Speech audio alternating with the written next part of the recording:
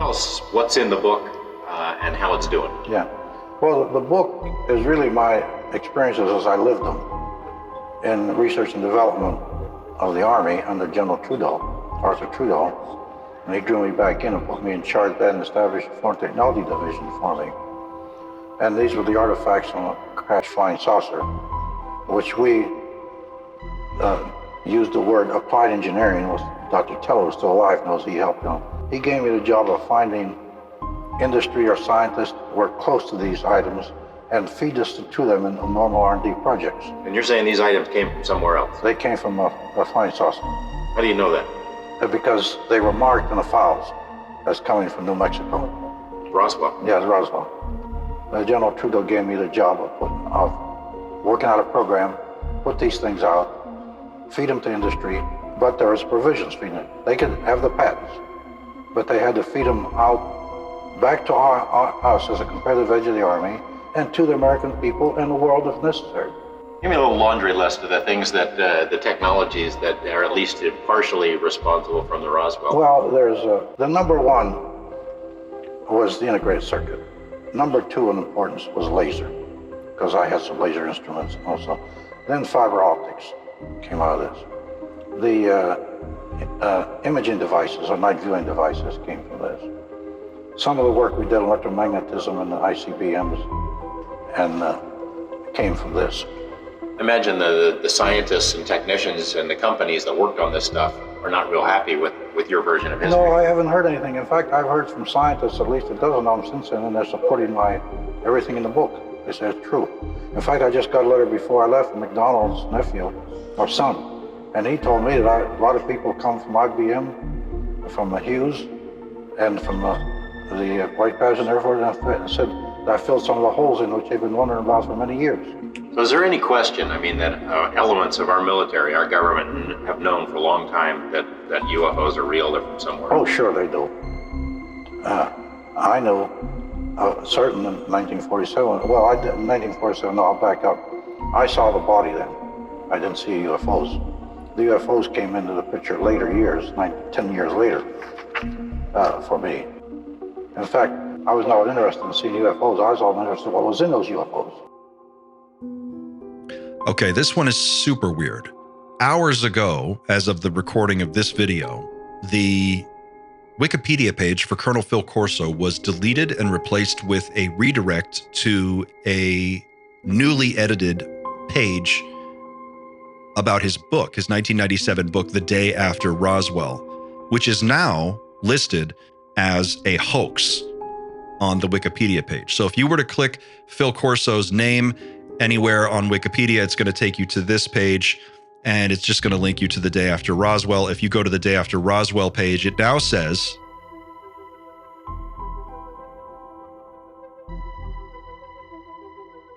ooh, hold up a second. Oh, that's interesting. This link is still old. So if I go to the current link that's up, it says The Day After Roswell is a hoax memoir. I just found this, and I'm going to show you what I just found. But if I clicked this older link, it takes me to the previous page, which says The Day After Roswell is a publication that claims the U.S. government made use of extraterrestrial technology it recovered from the 1947 Roswell incident. That's what it used to say. As of right now, this moment, it says The Day After Roswell is a hoax memoir that claims the U.S. government made use of extraterrestrial technology it recovered from the 1947 Roswell incident.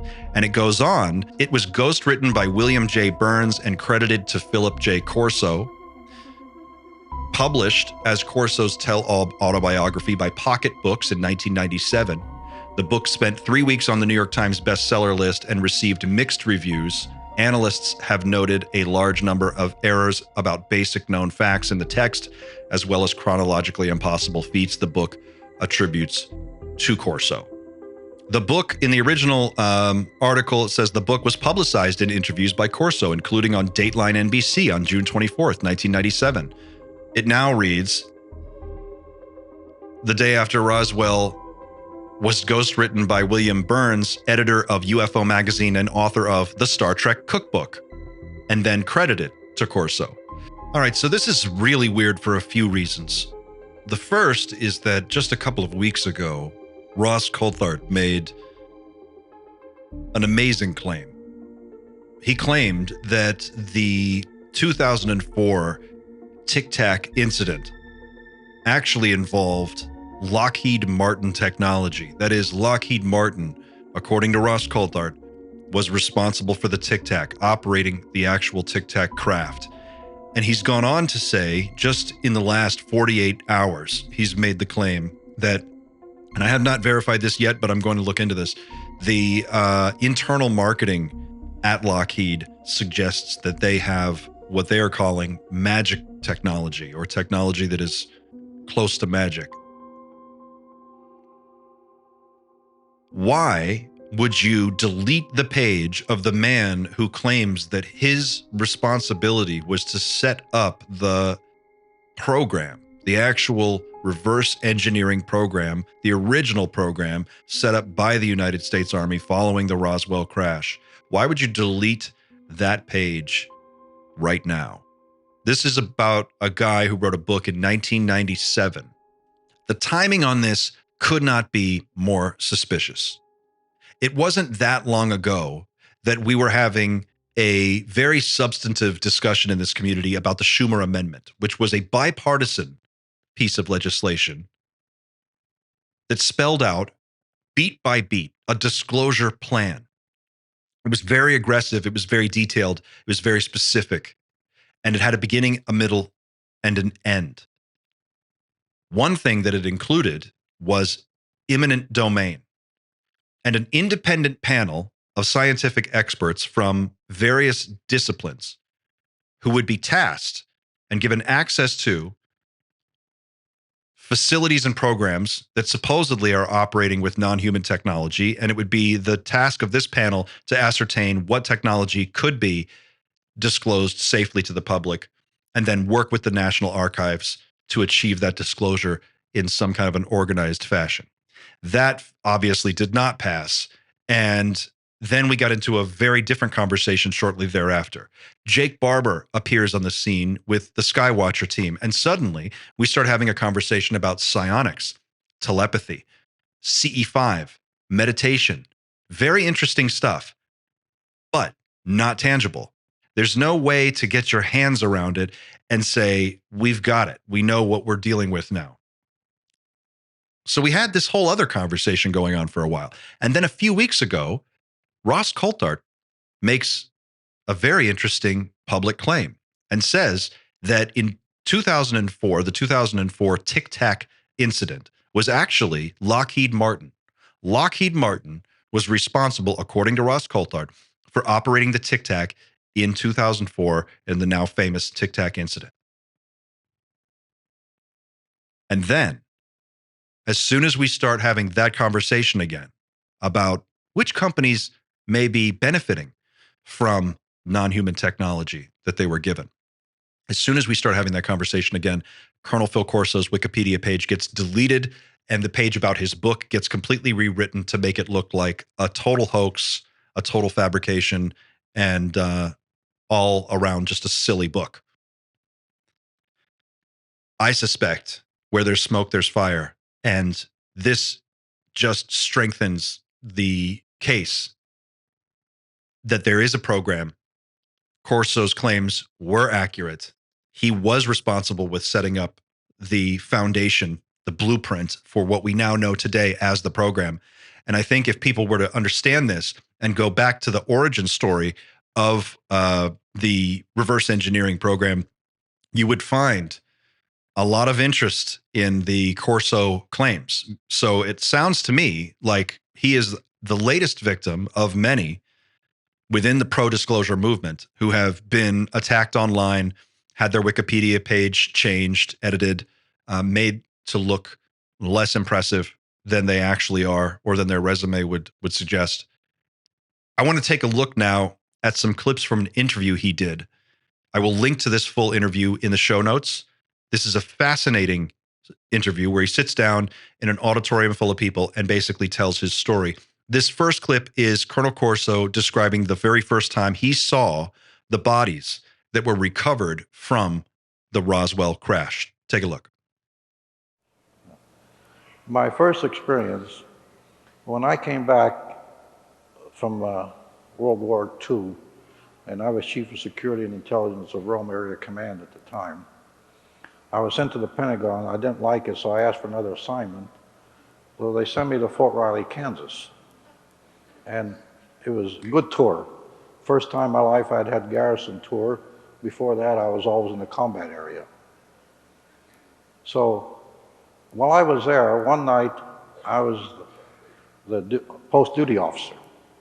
That meant that I was in charge that night, and I was responsible for the guards. So I went down, we still had horses then, I went down to the veterinarian area, and I was told in my instructions that there was a sensitive area down there. So I went down, and one of the sergeants I knew real well, who was the Army champion of bowling, I used to bowl with him, and he was a sergeant of the guard. And I went inspect the guard, and he asked me, he said, Colonel, you want to see something?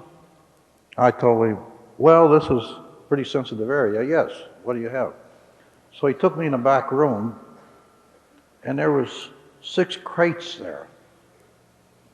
And so I had my flashlight, and I turned it on the crates, and I lifted the tarpaulin one, and I was a little stunned because I saw a body in there.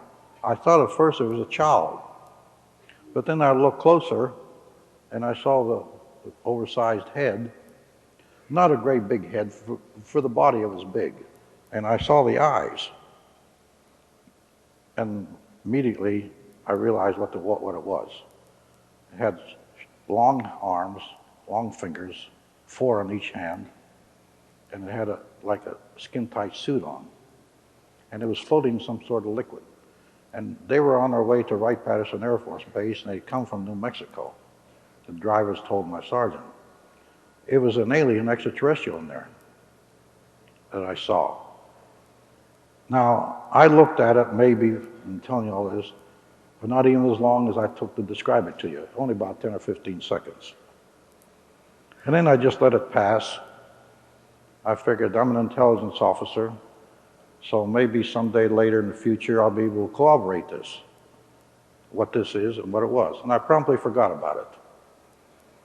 Then 10 years passed. And then I came back from the Korean War, and I got assigned to the White House, which was sort of a surprise. The special assistant of the president sent for me, and I became a member of the White House staff, National Security Council under President Eisenhower. And I was there for 4 years. I handled prisoner of war things, even flying saucer reports.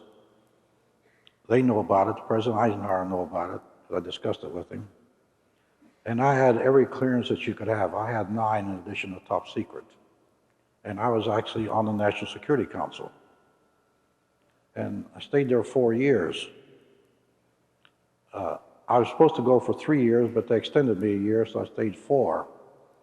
At the end of the 4th year, I received orders to take command of the Army missile firing range at White Sands in New Mexico. And I took command of this range. But first, an order appears from the Secretary of the Army, Mr. Brucker, extending me the 5th year. So I went to the President, Eisenhower, and I told him, Mr. President, all my life I wanted the major command. Now they've given it to me. But they extended me here for another year. If I stay, that command won't be there next year. Of course, you understand, Mr. President.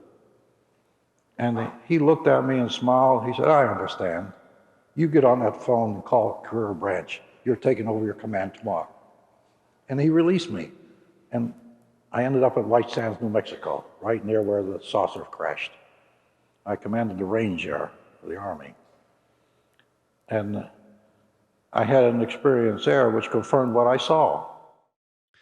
One of the weirdest aspects of Colonel Phil Corso's story is how frequently he is in exactly the right place at precisely the right time. I want you to listen to this next clip.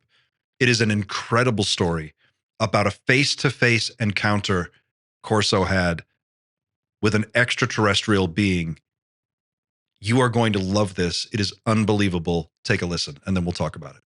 Strange thing happened.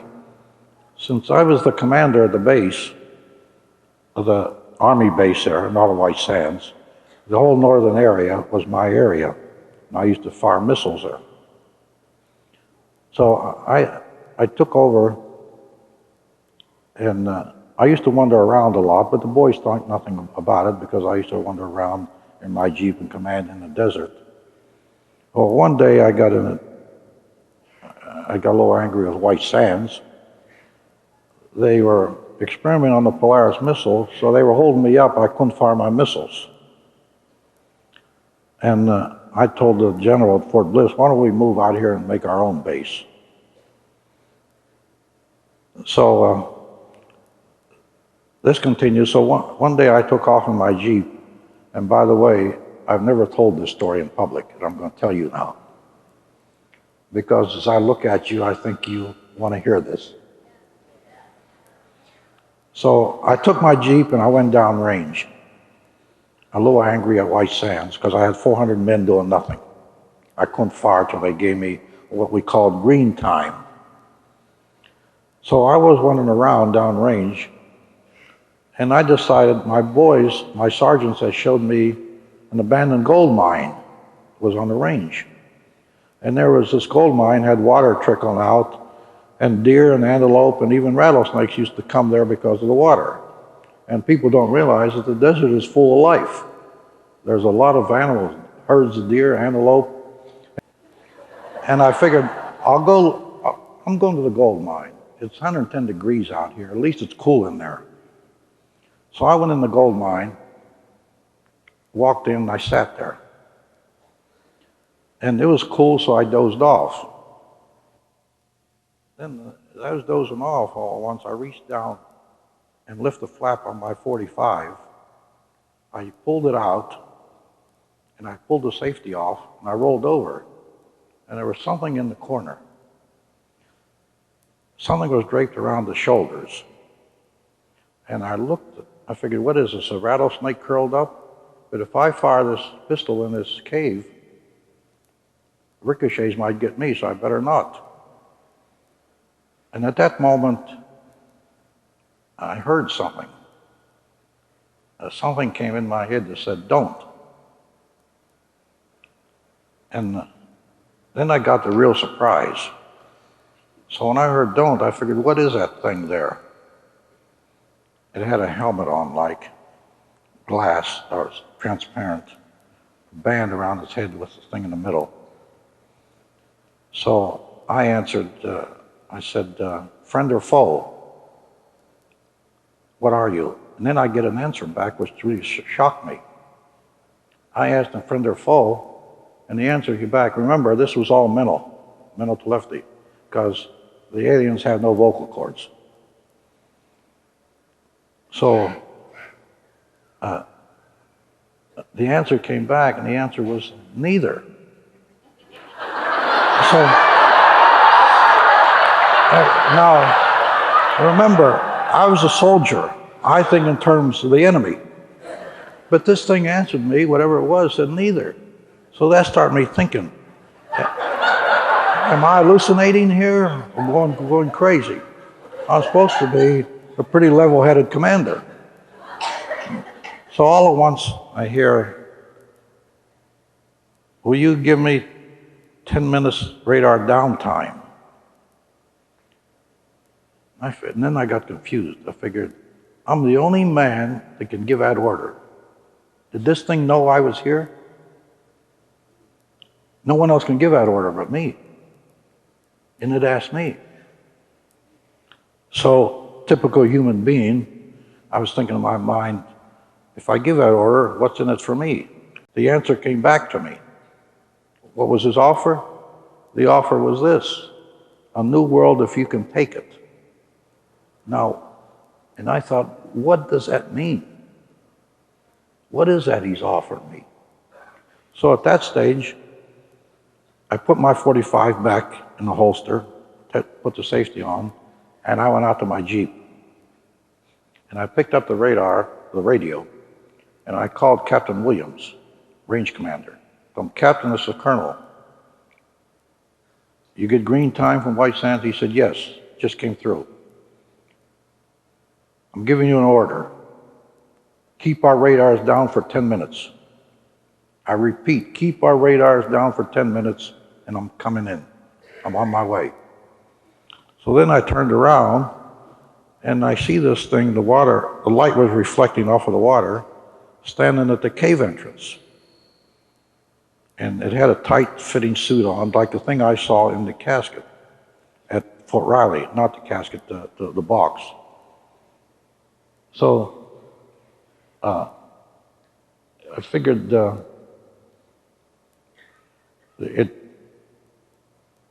he was standing there, and I looked over, and I figured, now what? It's watching me. So I saluted. I went like that. And I took off in my Jeep. And it would take me, I'd say, from where I was in the desert, about 20 minutes to get back. And I gave him, the order was 10 minutes downtime. I had pretty powerful radars.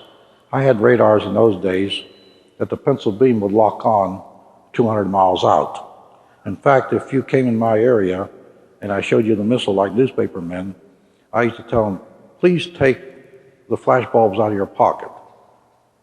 You can take all the pictures you want, but take the flash, because the moment I turn my radars on, they'll go off in your pocket.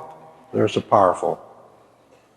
So, Range Headquarters called me. It was about 15 minutes later. He said, stop at E Battery and pick up the tapes. We picked up something on the radar and locked on. It was going over 3,500 miles an hour. I remember it's 1957. There was nothing could travel that fast that we had. So, all at once I hear, I return your salute. And I figured, well, I'm military, and that's a logical thing. I'm imagining this thing. But then they picked up this thing traveling that fast, going out of the area. Then I thought, I wonder if that thing, whatever it was, is in that flying saucer. I didn't see it. My radars picked it up. And that was, so then I figured, I better forget this. I'm supposed to be a pretty solid type commander. And if I report this to high headquarters, who doesn't want to hear it anyway, I might get tabbed as a kook. And after all, I had orders to take over command of the 1st Missile Battalion going to Germany that had atomic warheads. And I was made Air Defense Commander of Southern Germany when I went over there. And I don't want to jeopardize that. So I didn't report it to anybody or say anything about it. The only man who can give the order to turn off the base's radar equipment is compelled to drive out into the middle of the desert, where he encounters a being that telepathically communicates to him and tells him to shut off the radar system for the entire base for 10 minutes. Not only that, but base commander, experienced military officer, intelligence officer, Phil Corso, goes into this cave in the middle of the desert and then gets drowsy and nods off. It makes me think of a clip from an interview that Robert Dean gave, where he talked about a report he read when he was working at NATO in Europe. And he said that in this classified report, the thing that the NATO brass and the American military were mostly concerned about, their number one concern, was beings that looked human and could affect us telepathically. But the most exciting aspect of all to me was the fact that one of these groups, one of the 4, looked exactly like we do. And I mean exactly. So much so they could put on a suit and a tie, sit next to you in a restaurant, sit right beside you in an airplane, or sit right next to you in a hall just like this, and ladies and gentlemen, you would never know. You would never know unless they wanted you to. And generally speaking, they don't want you to. But there have been a few cases where they have shared that information. But now, if you think this didn't upset the generals and the admirals in 1964, I remember over lunch one day there was a comment brought up that, my God, that means they could even be here in the NAFI cafeteria, sitting down having lunch with us, walking up and down the shaped corridors. Some wags said, my God, they could even be walking up and down the corridors of the Pentagon. And some smartass who'd had a bit too much wine says they could even be wandering around in the White House. And there was a lot of forced laughter about that. This is during the Cold War. This is, I mean, think about the context of this time. To go to a base commander and say, just shut off your radar for 10 minutes is insane. The idea that any American military officer would follow a directive like that was issued by some being in the middle of the desert in a cave is impossible to believe, unless this being was influencing Corso in some way, telepathically. It makes one wonder. I want to know what you guys think, though. Let me know in the comments. Is Colonel Corso's story legit? Is it too crazy to believe for you? What do you think happened to Colonel Corso? And why do you think his Wikipedia page has been deleted? What is going on here? Let me know in the comments. Don't be shy. Don't forget to like and share this video. And hey, if you're not already a subscriber, please consider subscribing to the channel. It doesn't cost a dime. It only takes a second. And it is the best way to help us here at Night Shift. And if you want to be really cool, please visit us at teamnightshift.com and check out some of our amazing merch. Pick up a shirt, pick up a mug, a sticker, or just check out the website. Thanks for watching. I will see you on the next one. More on this soon. We'll be following this story. We'll stay on top of it and keep you updated. Thanks for watching. See you on the next one. Keep looking up.